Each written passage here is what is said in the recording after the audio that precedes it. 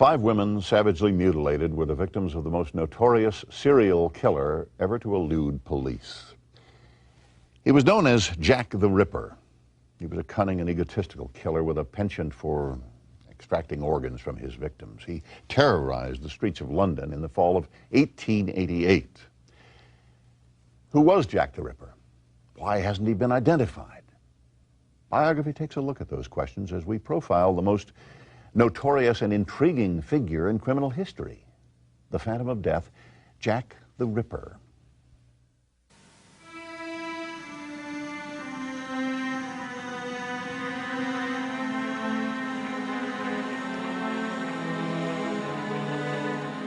My knife's so nice and sharp, I want to get to work right away if I get the chance.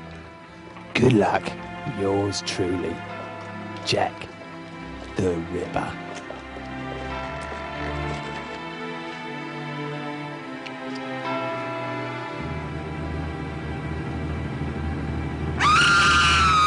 It's a year after Sherlock Holmes first appeared in print. You've got the Victorian gaslit streets of London. You've also got the appeal of the name, Jack the Ripper.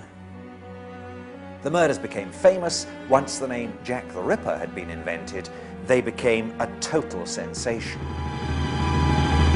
It was not enough only that the woman should be killed, but also should be mutilated.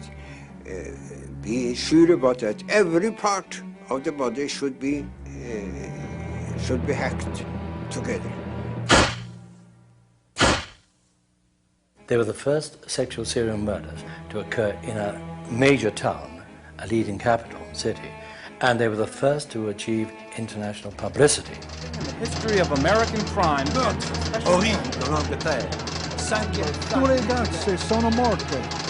What fascinates people is not the murders themselves, it's the puzzle. Who? Who did it? Why weren't they caught? And it's that puzzle which teases everybody.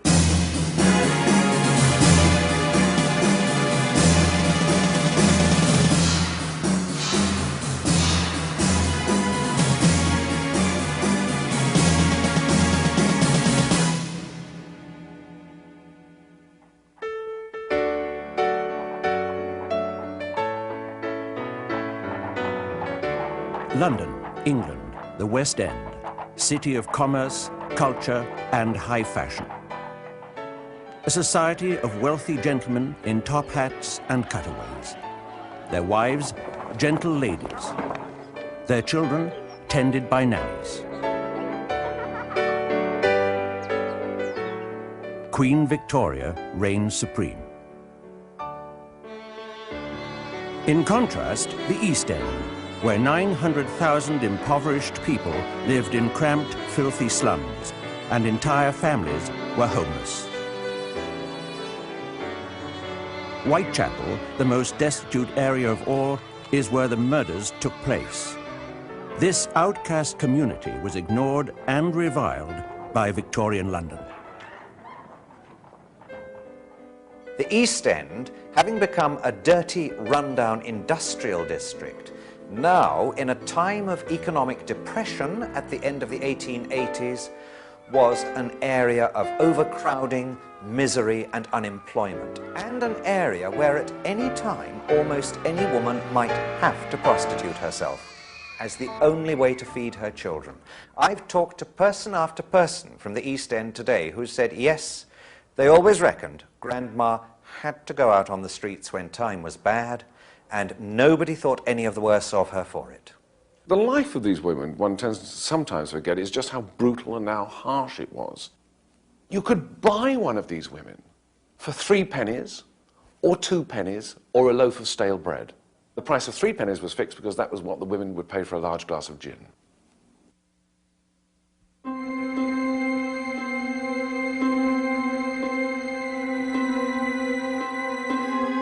Dear Father, I just wrote to say you will be glad to know I am settled in my new place and going all right up to now. They are very nice people and I have not much to do. I hope you're all right and the boy has work. So goodbye now for the present. Yours truly, Polly. Answer soon please and let me know how you are.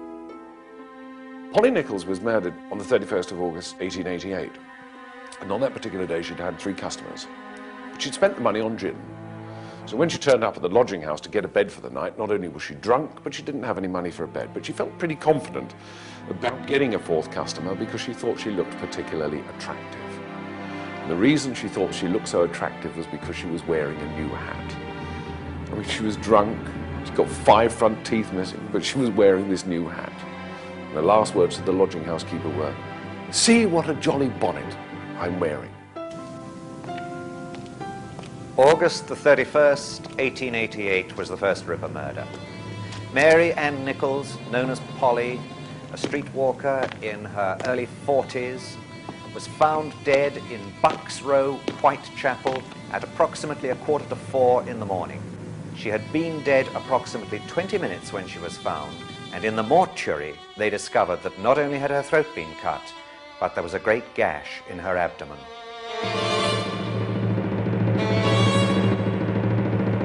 Now, these murders became very famous for a most peculiar reason. The very first elections to the London County Council were taking place, and the radicals, the extreme leftists, thought they had a very good chance of winning the East End.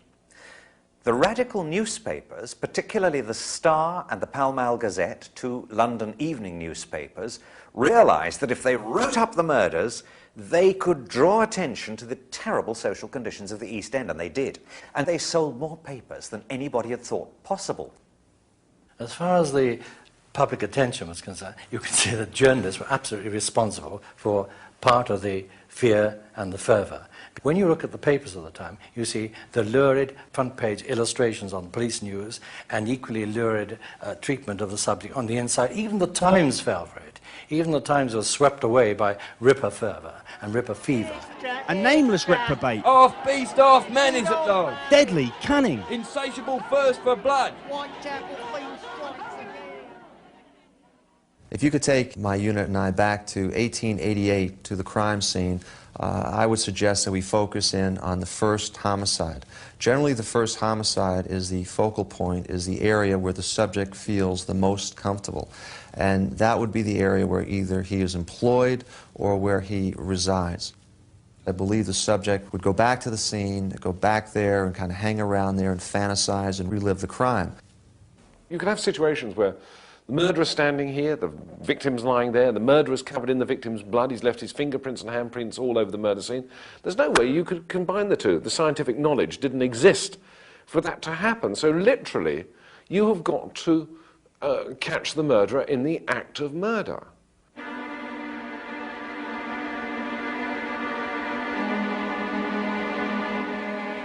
On the 8th of September 1888, at 10 to 6 in the morning, the second victim was found.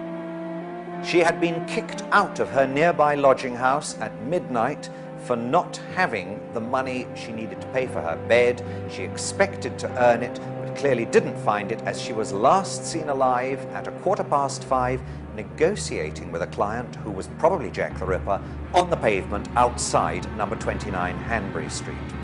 Her throat had been cut. She had been savagely mutilated, disemboweled, and her uterus taken away.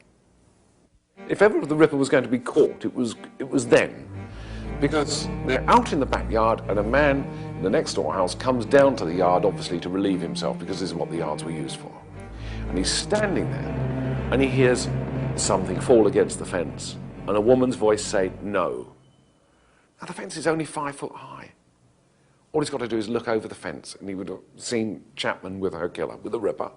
In these extraordinarily difficult cases where a roaming sexual killer attacks people he doesn't know, so you can't follow up people's associates. If he attacks prostitutes, he's attacking women who automatically go off to dark corners with half a dozen strange men every day. How on earth are you going to find which one is doing the killing? I think by Victorian standards, the investigation into the series of Whitechapel murders was conducted as well as possibly they could manage in those days. They put extra manpower on the streets. They had intensive door-to-door inquiries. All leads were followed up, even ridiculous leads. Prostitutes described a local man who had been threatening them. Well, he's short and he's stocky, and he's got the blackest hair and a black moustache and the thickest neck you ever saw. He's got a cap and like a leather apron, and he waves his knife about and he shouts, "I'll rip you up!" When the Ripper murders began, the Metropolitan Police, they rapidly announced that although they couldn't name him, they didn't even know his name, their principal suspect was a local poor Polish Jewish immigrant, nicknamed Leather Apron. Scotland Yard quickly arrested John Pizer as Leather Apron in order to stop the press from printing inflammatory articles about an immigrant man threatening London women. There was no evidence implicating Pizer in the murders, and he was quickly released. But the incident fed ethnic tensions in the East End. The Irish were resented by the native English. The Irish themselves resented the new influx of Jewish immigrants who settled particularly in the parish of Whitechapel, because that was where the ancient two synagogues of London had always been, and they were racing in, fleeing the pogroms of Russia and Bismarck's clearances of Jews in Silesia. Onto that Jewish community is projected the idea that it's a Jew that is the Ripper, the murderer, because no Englishman, no East Ender would actually have committed such a crime. So the Jews are already becoming, the immigrant Jew is becoming the scapegoat and the suspect for the Ripper murders. The police next turned their sights on doctors who performed amputations and surgery. Perhaps the killer, who extracted organs from his victims, was a doctor. It is apparently an amputation knife, a late 19th century amputation knife. And certainly it's the sort of weapon which could have done the murders. A number of medical students whose brains had been unhinged were being sought after. And in fact, there was a time when to be a doctor and to carry a bag around made you an enormously suspicious person. The idea that the Ripper was a doctor came from one and one only of the medics who examined the bodies. Dr. Bagster Phillips, after examining Annie Chapman's body, said this was the work of an expert. The abdomen had been entirely laid open. The intestines, severed from their mesenteric attachments, had been lifted out of the body and placed on the shoulder of the corpse, whilst the pelvis, the uterus, and its appendages had been entirely removed. Obviously the work of an expert, of one at least who had such knowledge of anatomical examinations as to be enabled to secure the pelvic organs with one sweep of the knife. The people at the top had the medical evidence surveyed by Dr. Bond of Westminster, a police surgeon they trusted implicitly, and Bond's full report on all the medical evidence in the case said no skill at all, not even the skill of a butcher.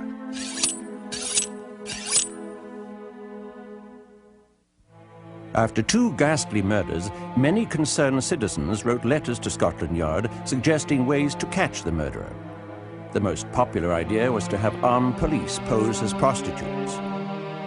Then, on September 29, a note arrived, purportedly from the killer himself. The signature was brilliant. Dear boss, I keep on hearing the police have caught me, but they won't fix me just yet. That joke about the leather apron gave me real fits. I'm down on oars and I shan't quit ripping them till I do get buckled. Scotland Yard was now very fearful that the mysterious Whitechapel fiend would soon strike again. My knife's so nice and sharp, I want to get to work right away if I get the chance. Yours truly, Jack the Ripper. The name, Jack the Ripper. Probably invented by a journalist, certainly first appearing in the Dear Boss letter. But what a name for an undiscovered ghoul. Charles Warren, head of Scotland Yard, was under siege. The killer was still at large. His superiors were furious, and the public had no confidence in him. The radical press wanted him out. 1 square mile in the centre of London had its own police force. The City of London Police and its Commissioner, Major Henry Smith, were about to be drawn into the hunt for Jack the Ripper. Extra reinforcements were put into the area. And also, it seems silly now, although I'm sure the intention was well meant, notice was given out advising the prostitutes to stay off the street. 24 hours later, the worst fears of the police were realized.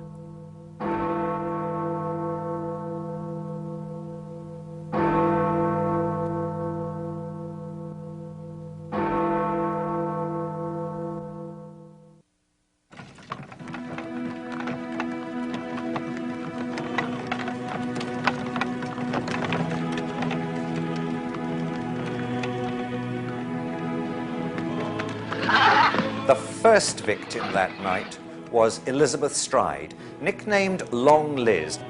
She had been seen hustling for trade up and down a little road called Berners Street in the East End during the evening from 11 p.m. Her body was found at about 1 o'clock in Dutfield's Yard, a little opening off Berners Street.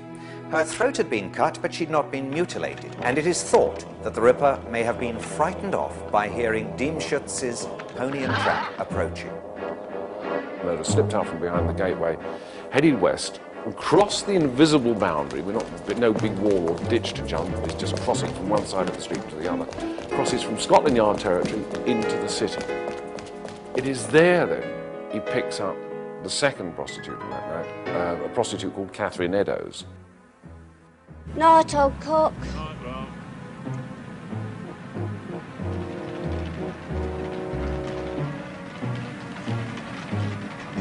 The second murder on the night of the double murders was that of Catherine Eddowes.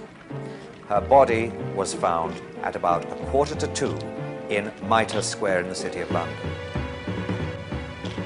She had been appallingly mutilated, her throat cut, V's cut in her cheeks pointing up to the eyes, her eyelids nicked through, the tip of her nose cut off, and the usual ripping and abdominal mutilation, with her uterus and one kidney taken away by the murder. Now, nobody has seen or heard a thing. Not the policeman on the beat, the policeman and his family in the house opposite, the night porter with the door partly open. They didn't actually have to see the square or be present on it, because Mitre Square had an echo on it.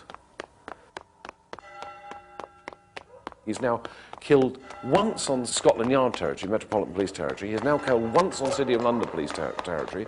So you've got search parties coming from both directions looking for him. And he's in between. I mean, he's very confident, he's very arrogant. Commissioner Smith of the London Police immediately assigned men to the case. He was not about to be criticised as incompetent and hopeless as press cartoons portrayed his counterpart, Sir Charles Warren. At the same time, 4,500 East End women who were concerned about brothels and raucous taverns in Whitechapel signed an impassioned letter to the Queen. Madam, we the women of East London feel horror at the dreadful sins that have been lately committed in our midst, and grief because of the shame that has fallen on our neighbourhood.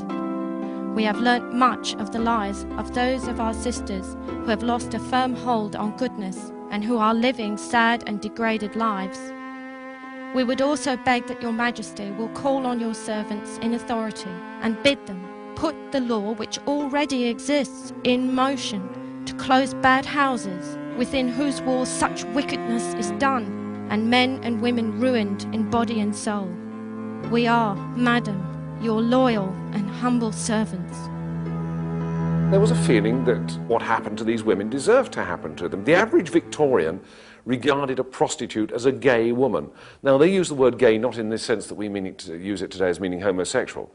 They use the word gay as meaning nymphomania. Prostitutes were all nymphomaniacs. That was why they were prostitutes. Therefore, they were on the streets for their pleasure.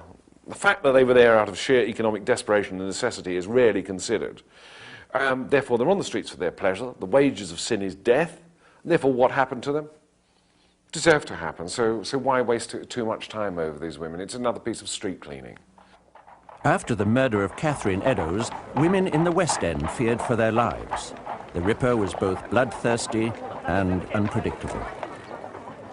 This was someone who was killing individuals, but was clearly sending a message to society generally, so that everyone begins to perceive him as talking to them directly.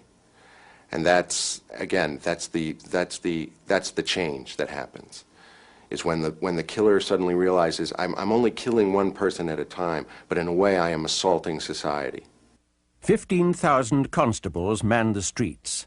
1,500 undercover detectives prowl the docks in Covent Garden, including a director of the Bank of England, who disguised himself as a common labourer. Out of necessity, the sneaker was invented. In common with hundreds of others, I was drafted there and we patrolled the streets, usually in pairs, without tangible result. We did, however, rather anticipate a great commercial invention. To our clumsy regulation boots, we nailed strips of rubber, and so ensured some measure of silence when walking. Unfortunately, the inquiry was under two separate directions. The city police, with their involvement with Catherine Eddowes' murder, the one canonical murder that took place in the city, held a separate investigation, and although the two forces were supposed to liaise, and did liaise quite well at ground level, the chiefs didn't get on, and the chiefs did not properly exchange information. Soon, citizens took matters into their own hands. We know that the vigilante groups arrested people on the streets. We get accounts of people being taken to stations and obviously embarrassed police officers having to arrest sort of quite respectable gentlemen out on the street. Possibly, too, they released the Ripper on occasion. It's speculation, but nonetheless, it is something to be considered. George Lusk, head of the Whitechapel Vigilante Committee, received a letter posted from hell, probably from the real killer. The syntax was clearly Irish, and the envelope contained parts of a human kidney. Mr. Lusk, sir, I send you half a kidney I took from one woman, preserved it for you. T'other piece I fried and ate it, was very nice. I may send you the bloody knife that took it out, if you'll only wait a while longer. Catch me when you can, Mr. Lusk. 32-year-old Irish-born socialist and critic George Bernard Shaw wrote one of his famous letters to the press. Less than a year ago, the West End was literally clamouring for the blood of the people hounding Sir Charles Warren to thrash and muzzle the scum who dared to complain that they were starving, behaving, in short, as the property class always does behave when the workers throw it into a frenzy of terror by venturing to show their teeth. Whilst conventional Democrats were wasting our time on education, agitation, and organization, some independent genius has taken the matter in hand.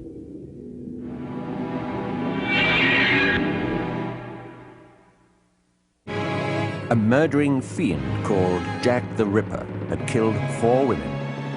How many more would die before he was through? It escalates. It constantly escalates. And we see this more clearly probably in the Ripper case than in anything else. The constant escalation of mutilation. You've got the murderer. He's now working to some timetable of his own. It goes like this. 31st of August, he kills Polly Nichols. 8th of September, he kills Annie Chapman. 30th of September is a double event. He kills Stride and Eddowes. 8th of October, nothing happens. 30th of October, nothing happens. The night of the 8th, 9th of November, he meets his 5th and final victim. And this is this young prostitute called Mary Kelly.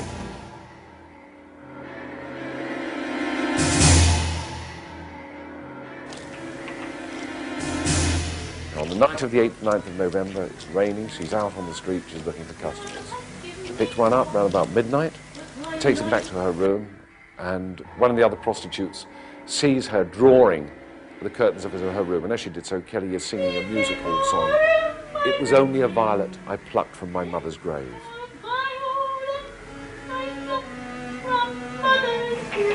Around about 3:30 in the morning, she picks up the Ripper. Some people living in Miller's Court hear a faint cry of murder. It's almost certain that it was at that point that the Ripper, lying on the bed beside Mary Kelly, throws the sheet over her head and makes his first thrust through the sheet with a knife.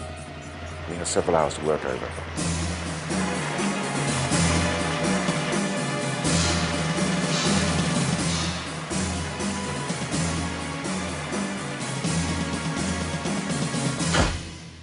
She had been absolutely savagely mutilated, almost cut to pieces, her abdomen entirely emptied and the contents left scattered around on the bed beside her. Pieces of flesh had been left on a table beside the bed. Her heart had been extracted from her thorax And it is possible, from the way the doctor described this, that that was taken away. There is the photograph of the murder. She's lying on the bed facing the window. You can just see the puff sleeves of her chemise. This is what confronts the police when they get there to begin the investigation. News of Mary Kelly's savage death stunned the world. Eine furchtbare Morde in London, in Whitechapel. Das ganze Cinq femmes mutilées. Nothing in the history of American crime can, with special horror, be said to outmatch East End butchery. The horrendous murder of Mary Kelly alarmed Buckingham Palace and greatly distressed Queen Victoria. She promptly telegrammed her Prime Minister with an urgent message.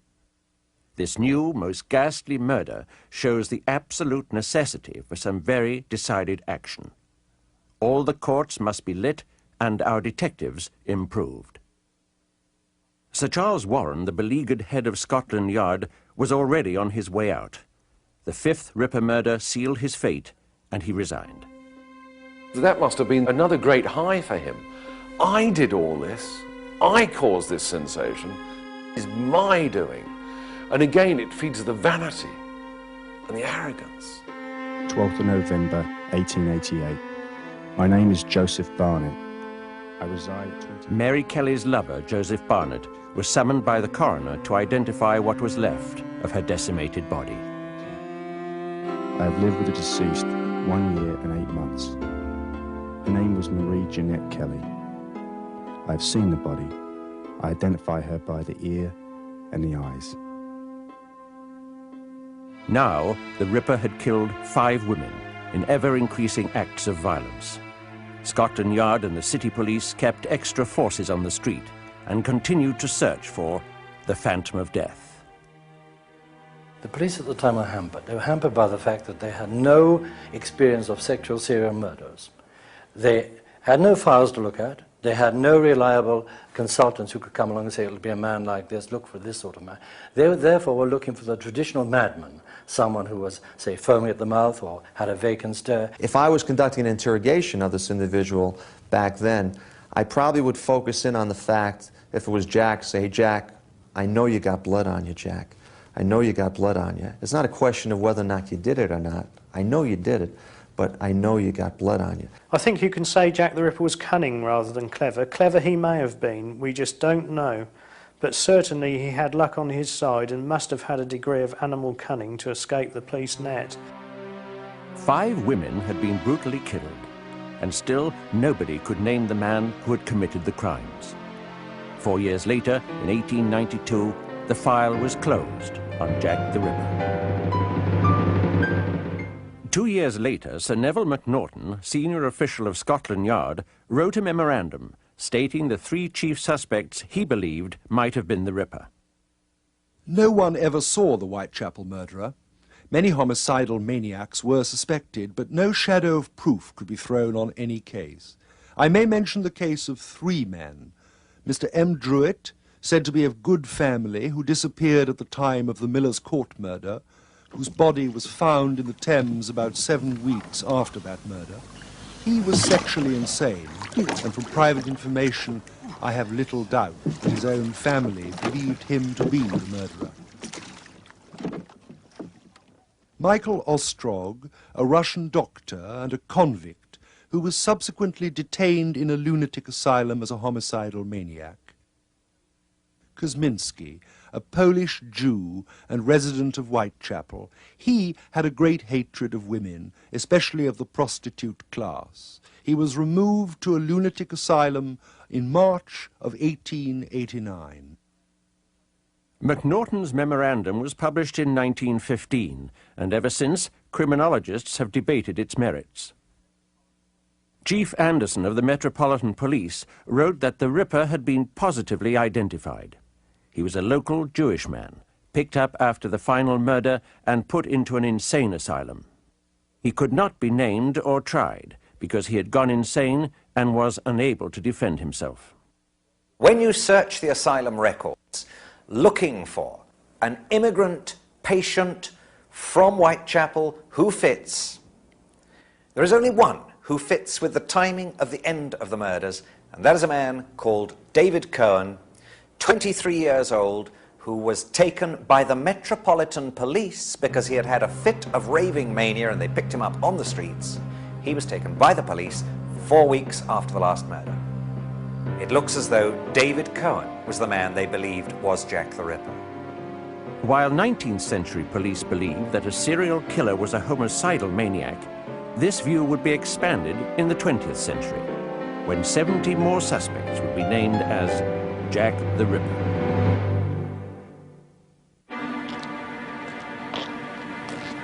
The name Jack the Ripper has come to symbolize terror the world over. Stories about this phantom of death are so compelling that even the great master of the macabre, Alfred Hitchcock, based his very first film on the well-known tale of a lodger, mistakenly thought to be the Ripper. In his film, Jack is called the Avenger. Your officer from Scotland Yard. What's your name? George Bunting. In 1932, director Maurice Elvey produced his version of the same plot, The Phantom Fiend. You stay here. Show us the room. Come along. Movies entertain us with Jack the Ripper mythology, but theories abound. Speculation is fair game. I could give you a lovely story that Oscar Wilde was Jack the Ripper. Nobody's ever suggested it, but take it from me, he wasn't. The only person who hasn't been dragged in yet, and I'm just waiting for it to happen, I've thrown out a few, is Florence Nightingale and Queen Victoria herself. Both of those are completely out of the score for the moment, but just wait.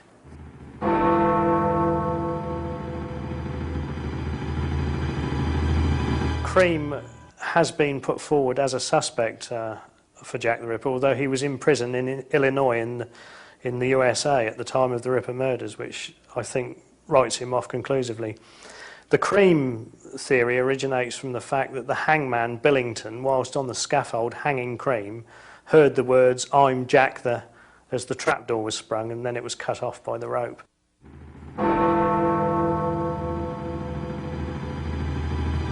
Sir Arthur Conan Doyle, creator of Sherlock Holmes, speculated on a Jill the Ripper.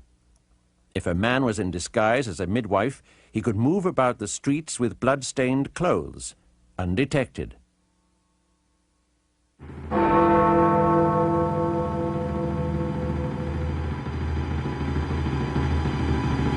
Chapman does remain a plausible suspect. He was, of course, a different sort of killer when apprehended at the turn of the century. He was poisoning wives. Now, this is a far cry from a lust killer murdering prostitutes.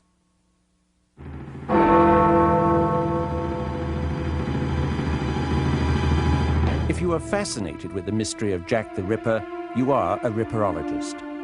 Using modern FBI profile techniques is one tool this historian used to focus on self-proclaimed Dr. Rosalind Donston as a very plausible Ripper. It started with his wielding a sword when he was 18 years old as a surgeon and soldier in Giuseppe Garibaldi's Italian campaign in 1855. And bit by bit, over a long period, as I managed to find out about his service with Garibaldi, I managed to find out his medical experience, I managed to find out his association with prostitutes, I managed to find that 5 people independently at a later date were pointing to him as the Ripper, or potentially the Ripper. Most important of all, in 1896, W.T. Stead, the former editor of the Pall Mall Gazette that Johnston used to write for, actually in print in his magazine Borderland said that for a whole year I believed him to be the veritable Jack the Ripper. Donston was in the perfect location to perpetrate the murders. He placed himself as a patient in the London hospital, located a few blocks from Bucks Row, scene of the first murder. His actual capacity to become a serial killer died, of course, with his failure in health. He was no longer, after 1889, capable of another cycle of murders. The theories that intrigue people the most involve the Royal House of Windsor. It is a shocking thought that a member of the monarchy, the head of a great nation, could actually be involved in the crimes of Jack the Ripper. It all centers on this man, the black sheep of the royal household. Prince Edward Albert, Duke of Clarence, was grandson of Queen Victoria and heir to the throne. Physically weak and poor in his studies, he was a target of gossip especially about his sexuality. He died in 1892 of influenza or syphilis. The stories vary.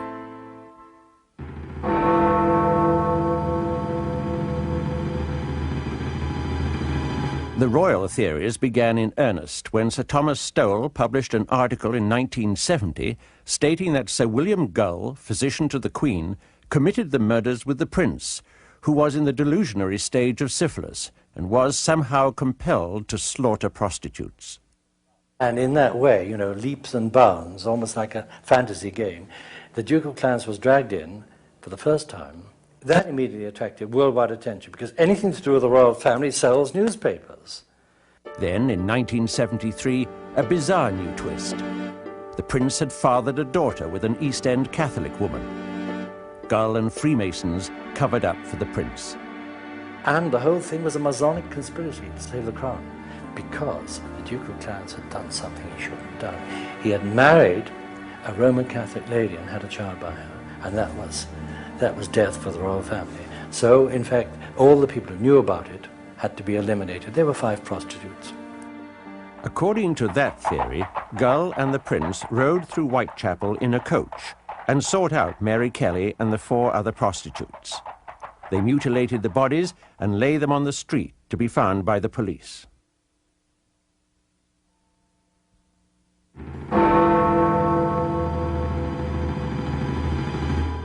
The most recent theory involves a brilliant but strange young man, J.K. Stephen. He was hired as a tutor for Prince Eddie. The royal family had no idea about that J.K. Stephen was a homosexual and had personal problems. And they developed a very strong relationship between them. Very strong. When the prince became engaged to marry, an infuriated Stephen went on a murderous rampage of prostitutes, with Prince Eddie as his lookout. J.K. Stephen, who I think was Jack the Ripper, was a loner to some extent. But he was more than a lust murder. He really wanted to kill the woman piece by piece. If any of these theories are true, there was a cover-up of majestic proportions. That the heir to the English throne was either an accomplice to the Ripper murders or Jack the Ripper himself is the stuff of bestsellers and television movies.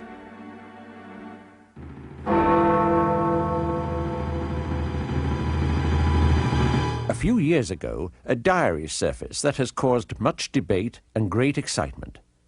James Maybrick supposedly wrote that he committed the Ripper murders.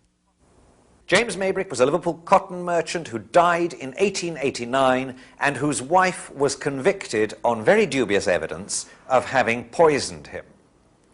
A journal turned up in Liverpool in 1992 which purported to be Maybrick's and to be a confession that he was Jack the Ripper. Very few of us believe it. The diary is not in Maybrick's handwriting. There is internal evidence to suggest that it is not a genuine piece of work with knowledge of the murders, and examination of the inks appears likely to show in the long run that it is definitely a modern forgery. He fails in too many ways. He just fails the test. But again, it's one of those tantalizing, every time you hear something new and you hear about a new possibility, you jump at it hoping, you know, this is the one. We're going to find out who it was. I think there is evidence about, but people don't always realise whether they've got, simply because the legends are taken over. The films blur the issue. I mean, I've been astonished at the number of people, for instance, they look at the Michael Caine film, Jack the Ripper, and say, oh, the mystery solved. It's not. I mean, the whole thing, about 99% of it is fiction. But for a lot of people, that's the solution to the case. So, therefore, if they do come across evidence, if they do come across documentation, they're not going to put it forward because they think the mystery has been solved. It hasn't. And that's one of the things we need to sort of get over, that we are still looking for the identity of Jack the Ripper. Nobody really knew what was within him. Nobody knew what he was thinking, nobody knew his feelings. And at the same time also, he was afraid that he might be discovered, which was one reason as to why he couldn't be found. There is a brand new suspect for Jack the Ripper, the the Phantom of Death, who terrorized London more than 100 years ago. He is an Irish-American outlaw who outfoxed Scotland Yard in London and New York. This American was at large in London at the time of the murders. The police were seeking him at the height of the murders. He was arrested after the Miller's Court murder, at which time, of course, the murders ceased. He escaped from England in early December 1888 and got back to America and was never arrested by Scotland Yard, despite the fact that they sent a team of detectives to America to try and catch him. A letter with an undisputed provenance is the source of this new information. The letter in question was written in 1913 by Chief Inspector John Littlechild of Scotland Yard to fellow criminologist George Sims. To Littlechild's mind, he thought that this man could well be Jack the Ripper, and he's American, he's genuine, and we've got documentary evidence of his flight to America. Self-proclaimed Dr. Francis Tumblety is more than likely the subject described by Littlechild. Dr. Francis Tumblety, who was arrested in London 6 weeks ago on suspicion of being the Whitechapel murderer, arrived here by the steamship Britannia on Sunday under an assumed name, Dr. Frank Townsend. Detectives were waiting for him on the dock, and they tailed him to an East 10th Street lodging house. It is not known exactly when the doctor eluded his watchers. His landlady found his room empty. A half-open valise on the chair and a big pair of English cavalry boots were all that remained to tell the story of Dr. Tumblety's flight.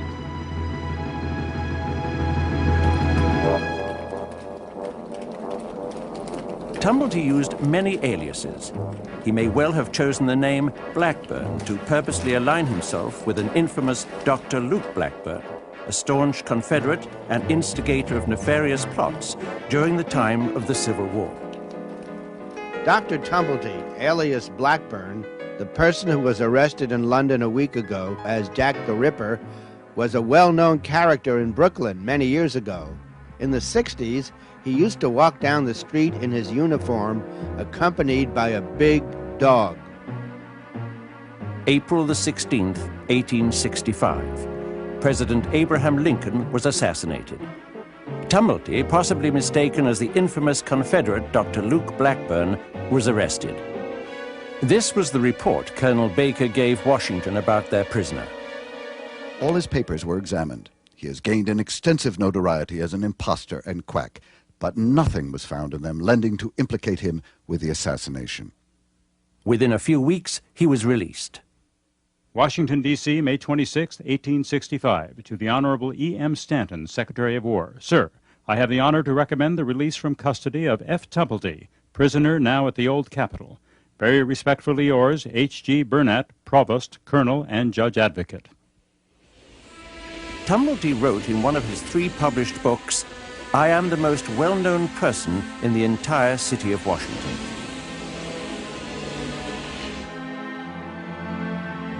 Who exactly was the man who kept an entire city in mortal fear, and the rest of the world on pins and needles waiting for his capture, waiting for a name to be put to him?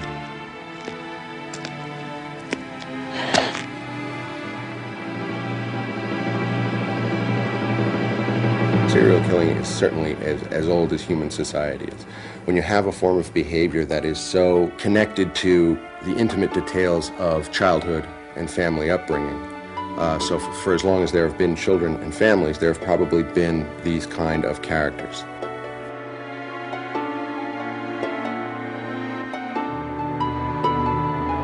Jack the Ripper, the Phantom of Death. We don't really know who he was. We may never know, but we will speculate and wonder for another 100 years.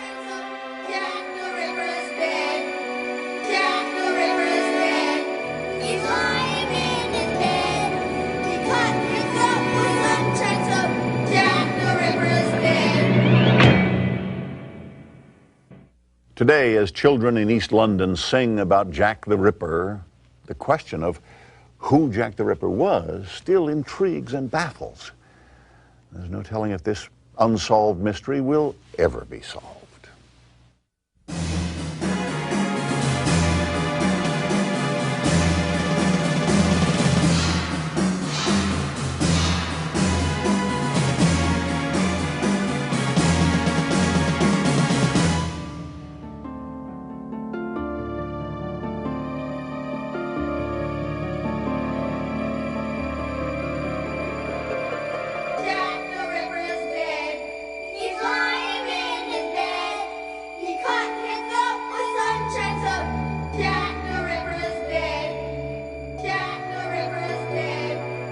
Bye.